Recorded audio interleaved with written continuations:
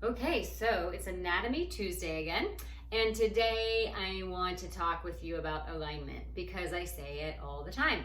So this is another one of those words, and you probably hear it not from just my mouth, but from many other sources. Everybody talks about alignment, especially in any sort of exercise class or a dance class or anything of the sorts, because alignment, posture, all of those things are very important for doing the exercises correctly. But what does it really mean, right? So alignment is getting your body as close as possible to homeostasis and with your posture and with your bony landmarks. So that means your spine, your pelvis, your lower body, legs, knees, feet, all that stuff, your shoulders, shoulder blades, skull, everything needs to be kind of lined up properly for your muscles to act correctly. And also for your body systems to function correctly. It's also very important for your breath, your diaphragm to work, to take the breath in correctly, and many other things. It helps your nervous system thrive as well because of the vagus nerve and how it runs through the torso and into the abdomen.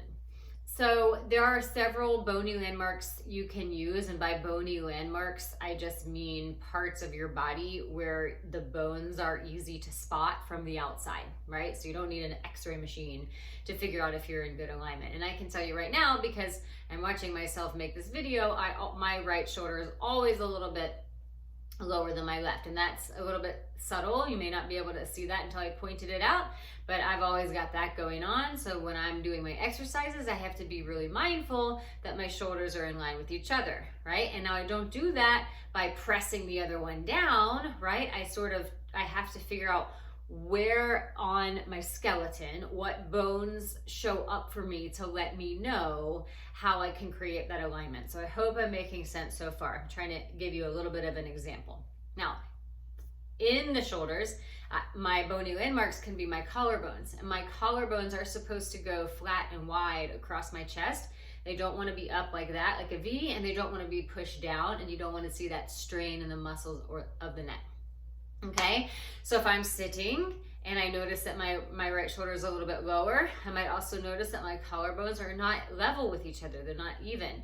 So then I try to fix that by making my collarbones a little bit more even. And as a result, my shoulders get into a better place. Okay, so that example may be a little bit harder for you to fix on your own. It's always a good idea to have an instructor to help you find physical alignment, especially because that one's a little bit more subtle, a little bit more complex, but it's the one I know you can see. So I wanted to give you an example. But when we talk about physical alignment, we're really trying to find, number one, neutral spine. So that's when all of your natural spinal curves are present. Your spine is a lot more stable in that place, and it's also a lot more mobile from that neutral position. So that's the number one important one for me. What Pilates is great for, because you do a lot of lying on your back trying to find that neutral spine and then moving from that place. And the other thing that Pilates does is it teaches you how to find that correct positioning, lying down on your back, lying on your stomach, on your side, sitting, and even standing. So it's a great way to work through your alignment.